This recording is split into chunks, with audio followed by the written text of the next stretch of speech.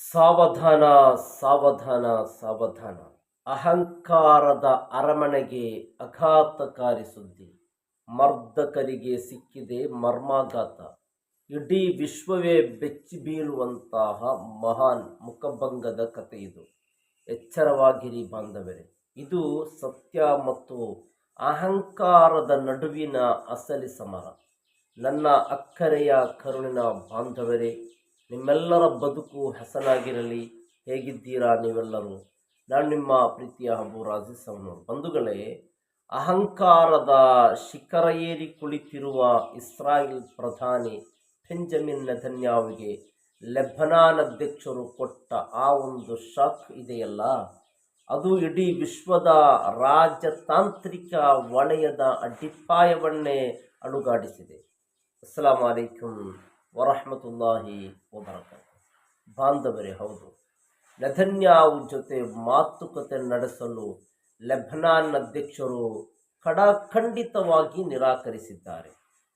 ಬಂಧುಗಳೇ, ಆಲೋಚಿಸಿ. ಒಮ್ಮೆ ಕಣ್ಣು ಮುಚ್ಚಿ ಆ ಅಮಾಯಕರ ಆಕ್ರಂದವನ್ನು ನೆನಪಿಸಿಕೊಳ್ಳಿ.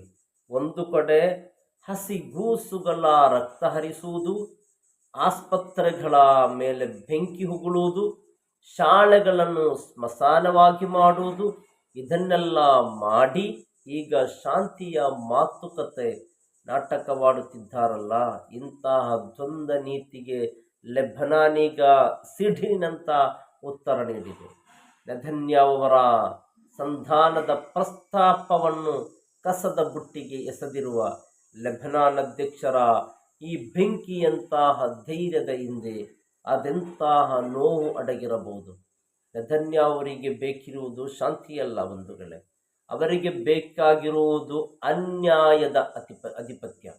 ಆದರೆ ಲೆಬನಾನ್ ಗರ್ಜಿಸಿ ಹೇಳಿದೆ, ಯಾರ ಕೈಗಳು ಅಮಾಯಕರ ರಕ್ತದಿಂದ ತೋಯವಿಯೋ ಅಂತಹ ರಕ್ತ ಸಿಕ್ತ ಕೈಗಳ ಜೊತೆ ಕೈ ಕುಲುಕಲು ನಮಗೆ ಸಾಧ್ಯವೇ ಇಲ್ಲ. ಇದು ಕೇವಲ ಎರಡು ದೇಶಗಳ ನಡುವಿನ ಜಗಳವಲ್ಲ ಬಾಂಧವರೇ, ಇದು ಅಹಂಕಾರದ ಮದ ಮತ್ತು ಆತ್ಮಗೌರವದ ಹಠದ ನಡುವಿನ ಹೋರಾಟ.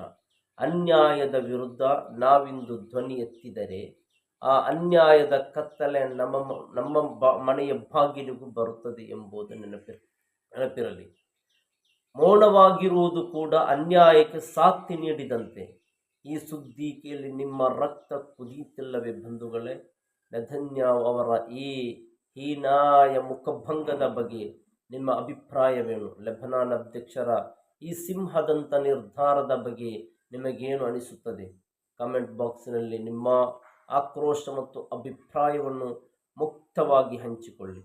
ಈ ಸತ್ಯವನ್ನು ಜಗತ್ತಿಗೆ ಸಾರಲು ಈ ವಿಡಿಯೋವನ್ನು ಕಾಡ್ಗಿಚ್ಚಿನಂತೆ ಹರಡಿ. ಮತ್ತೆ ಸಿಗೋಣ ಅರಿವಿನ ಹೊಸ ಹಾದಿಯಲ್ಲಿ, ಇನ್ಶಾ ಅಲ್ಲಾ. ಅಸ್ಸಲಾಮು ಅಲೈಕುಂ ವರಹಮತುಲ್ಲಾಹಿ ವಬರಕಾತು. ಖುದಾ ಹಫೀಸ್.